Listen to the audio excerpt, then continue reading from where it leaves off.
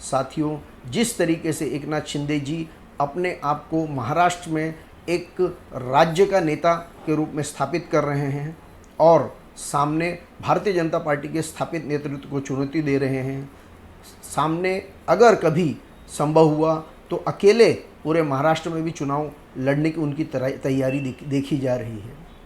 लेकिन ये बात हम नहीं भूल सकते हैं कि आज जो कुछ भी यश शिवसेना एकनाथ शिंदे को मिला है, इसके अंदर भारतीय जनता पार्टी के कैडर और स्वयंसेवक संघ परिवार के स्वयंसेवकों को नज़रअंदाज नहीं किया जा सकता है। जिस तरीके से उन्हें करीब 57 और 3 अपक्ष मिला के 60 विधायक उनके पास हैं, तो ऐसे ही 40-45 विधायक अजित दादा को भी मिले थे। साथियों, इसके पीछे भारतीय जनता पार्टी का जो संगठनात्मक बल है, इसको वो कभी भी झुठला नहीं सकते हैं। ज़रूर वो अपना प्रयत्न कर रहे हैं कि अगर भारतीय जनता पार्टी एकला चालो का नीति पे चलती है तो वो भी अपना रास्ता बनाएंगे। साथियों नमस्कार। महाराष्ट्र के उप मुख्यमंत्री माननीय एकनाथ शिंदे जी जब भी कहते हैं मुझे हल्के में मत लेना, टांगा पलटी कर दूंगा। साथियों, पहले जब भी हम ये सुनते थे, हम मान लेते थे कि ये सीधे सीधे उद्धव ठाकरे जी को बता रहे हैं, जिनके 40 विधायकों को लेकर उन्होंने एक तरीके से उनकी सरकार गिरा दी और महाराष्ट्र के मुख्यमंत्री भी बन गए भारतीय जनता पार्टी के वर्तमान मुख्यमंत्री देवा भाऊ की सहयोग सहायता से। साथियों, लेकिन हाल के दिनों में कई बार वो इसे दोहरा चुके हैं। लगता ऐसे है मानो भाजपा को भी वो वही संदेश देना चाहते हैं। साथियों, पिछले विधानसभा चुनाव में 57 विधायक जिताकर उन्होंने ये सिद्ध कर दिया था कि माननीय स्वर्गीय हिंदू हृदय सम्राट बाला साहेब ठाकरे के शिवसेना के असली उत्तराधिकारी वही हैं।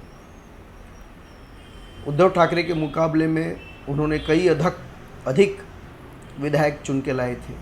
लोकसभा के चुनाव में भी 15 में से 7 सांसद चुन के लाए। भारतीय जनता पार्टी को 21 में से 9 सांसद मिले थे। स्ट्राइक रेट उनका बहुत ही अच्छा था। महानगर पालिका के चुनाव में भी 29 नगर पालिकाओं में से अगर 1400 नगर सेवक भारतीय जनता पार्टी के चुन के आए हैं तो करीब 400 नगर सेवक एकनाथ शिंदे जी के चुन के आए हैं। साथियों, एक तरफ शिंदे जी जब भी ये कहते हैं तो ये अनुमान लगाया जाता है, ये अंदाज़ लगाया जाता है कि हो न हो कहीं वो दुखी हैं या किसी निर्णय से वो खुश नहीं हैं, सहमत नहीं हैं, नाराज़ हो जाते हैं। कभी कभी बार बार अपने देश चले जाते हैं, गांव चले जाते हैं। लेकिन यहाँ रह के भी जब भी वो ऐसा कुछ कहते हैं कि मुझे हल्के में मत लेना, वो आखिर क्या कहना चाहते हैं। साथियों, भारतीय जनता पार्टी कभी भी उनको अपने सिर पे बिठा के रखेगी ऐसा मानना गलत है। 2029 के चुनाव में हो भी सकता है कि भारतीय जनता पार्टी स्वबल पे चुनाव लड़े, जिसकी तैयारी एकनाथ शिंदे जी भी करते हुए दिखाई दे रहे हैं। दूसरी तरफ महाविकास आघाड़ी जिसे बिखरा हुआ माना जा रहा है, हकीकत में वो ऐसा बिखरा हुआ नहीं है जैसा दिखाई दे रहा है। अगर महाविकास आघाड़ी उस समय की जो भी होएगी, अगर वो संगठित होकर लड़ती है तो सामने महायुति को भी अपने पूरी ताकत के साथ अपनी पार्टियों को जोड़कर ही लड़ना पड़ेगा। लेकिन हो न हो अगर भारतीय जनता पार्टी ने ऐसा कोई निर्णय लिया अकेला चलो का, तो उस समय पे एकनाथ शिंदे जी की शिवसेना क्या करेगी? तो वो अपना बलाबल पहले से ही बढ़ा के रखना चाहते हैं। उन्होंने अपनी प्रचंड मेहनत, कष्ट, निष्ठा और गांव-गांव में अपने दौरों के साथ में 3.5 साल में शिवसेना जो उनको मिली थी, जो उन्होंने जीती थी एक तरीके से, उसको उन्होंने महाराष्ट्र के शहरों की सीमा को तोड़ते हुए ग्रामीण क्षेत्र तक पहुंचाने का एक बहुत बड़ा काम किया है। पश्चिम महाराष्ट्र के उनके पास कई नेता हैं, शंभूराजे देसाई जी, संजय सिरसाट जी, गुलाबराव पाटिल जी, और ख़ुद तो ही हैं मराठा नेता।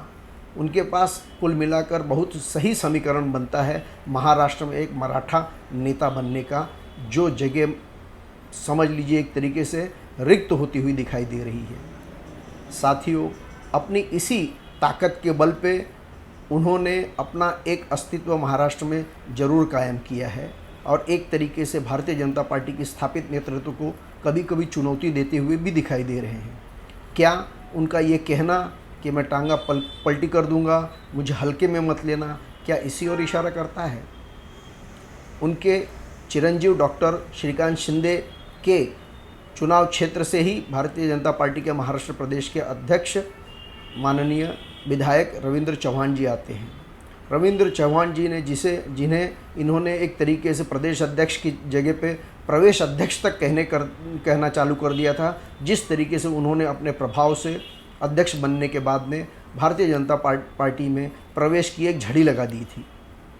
लेकिन ये भी मानना होगा कि डॉक्टर श्रीकांत शिंदे जी ने अपने ताकत पर और अपनी नीतियों पर चलते हुए माननीय भारतीय जनता पार्टी महाराष्ट्र प्रदेश अध्यक्ष रविंद्र चौहान जी की हर चाल को तोड़ करके अपना अस्तित्व भी बनाए रखा। दूसरी तरफ एकनाथ शिंदे जी ने भी, भले उनका दुराव या भले उनकी नाराज़गी होती है, लेकिन वो कभी भी भारतीय जनता पार्टी के नेताओं से सीधा टक्कर लेने का कभी भी सोचते नहीं हैं।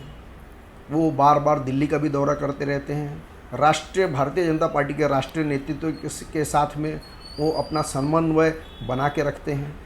यहाँ पे भी महाराष्ट्र में भी देवा भाव के साथ में वो अपना रिश्ता बहुत ही सौम्य सरल तरीके से बनाए रखते हैं और अपने अधिकारों के लिए लड़ते भी हैं और जन सामान्य में अपनी सेवाओं के लिए तत्परता भी उनकी दिखाई देती है।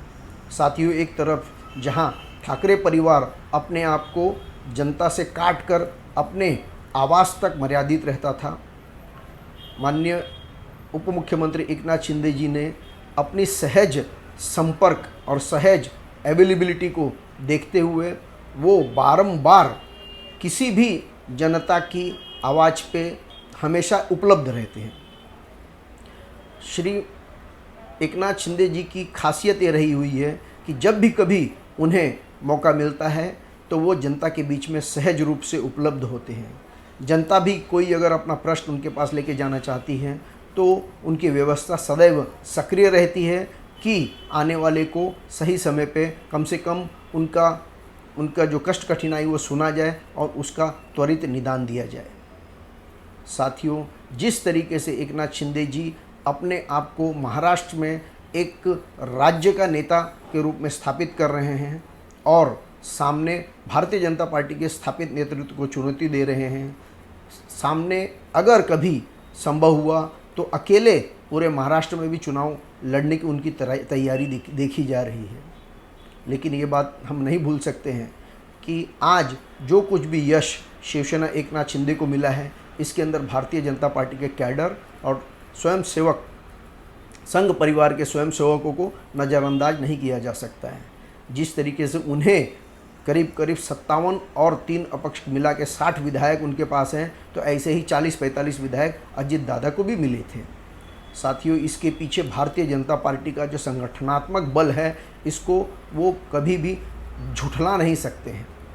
ज़रूर वो अपना प्रयत्न कर रहे हैं कि अगर भारतीय जनता पार्टी एकला चालों का नीति पे चलती है तो वो भी अपना रास्ता बनाएंगे। साथियों, आपको अच्छा लगा लाइक कीजिए, कमेंट कीजिए, सब्सक्राइब कीजिए। धन्यवाद। जय श्री राम।